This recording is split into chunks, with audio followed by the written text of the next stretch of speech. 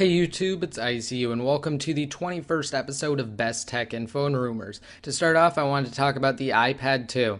iOS 5 brings the ability to actually mirror what you're seeing on your screen to your TV via the Apple TV 2, and it is wireless. And if your iPad 2 and your Apple TV 2 are both on iOS 5, then again you can use this feature. Now this was actually demoed and it looks really awesome, and third-party applications such as Fireman's Real Racing actually support 1080p resolution for this new air mirroring. Now it looks like Microsoft and ChevronWP7 have actually teamed up to create ChevronWP7 Labs. Now for those of you that are unfamiliar with the Windows Phone 7 platform, basically ChevronWP7 was the team to actually unlock the Windows Phone.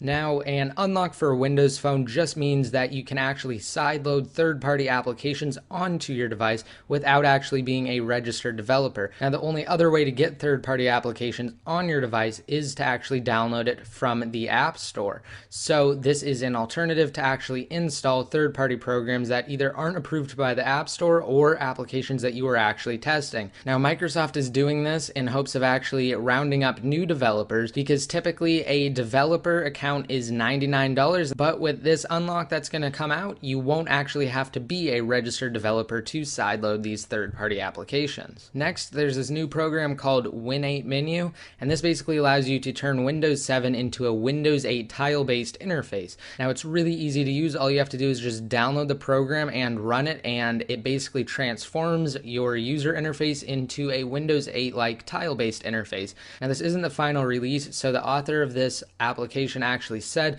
that there will be changes and improvements to come in future versions, but for now you guys can check it out if you want and actually download it. Jevi also released the Jevi Ultra SIM. Now this allows users to actually unlock their iPhone 4 without the need to dial the 112 emergency number like with previous versions of the Jevi products. Now it's really simple to use. It's just a 5-step process, and the link that's down below will actually have a full written tutorial if you guys want to check it out, and a place where you can actually buy it. And the great thing about this unlock is that it actually takes advantage of a hardware exploit and not necessarily a software exploit, so basically it can work for future versions of iOS. So for instance, right now it works from iOS 4 all the way up to iOS 5. So this is a really great product, and if you actually want to update to something like iOS 5 Beta 1 or 4.3.3 and you don't want to have to worry about your baseband being updated, then you guys should definitely get this, because again, it doesn't matter which baseband you're on. Now there's a new rumor floating around about Apple releasing black MacBook Airs when they refresh their MacBook Air lineup.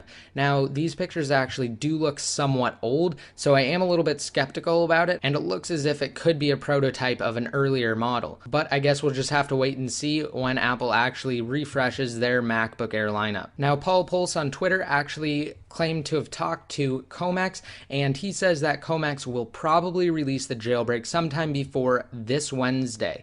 Now he says that that is not a definite deadline. Also, he's saying that another possible deadline, if not before this Wednesday, could be this Sunday. So that's just something to look forward to for every iPad 2 user. Also, judging by a tweet conversation between Comex and Muscle Nerd, Comex has actually made improvements to the stashing of an iOS device, and basically that means that now when you jailbreak and when you load up Cydia, you will no longer see the Cydia reorganizing file system screen, and it will decrease the amount of time it takes to actually load up Cydia on your iPhone, iPad, or iPod Touch. And finally, I just wanted to end this by saying Apple released a new commercial, and the commercial is titled Now. It's about the iPad 2, and if I was actually on the fence about getting an iPad 2, this would definitely sway me in favor of getting it. So you guys can go ahead and check that out. Again, links to everything I talked about in today's video will be down below, as well as Twitter accounts that you guys can follow for more updates. Also, you guys should definitely like my Facebook page for more interactions and updates, because I do get on there a lot and answer questions and update you guys.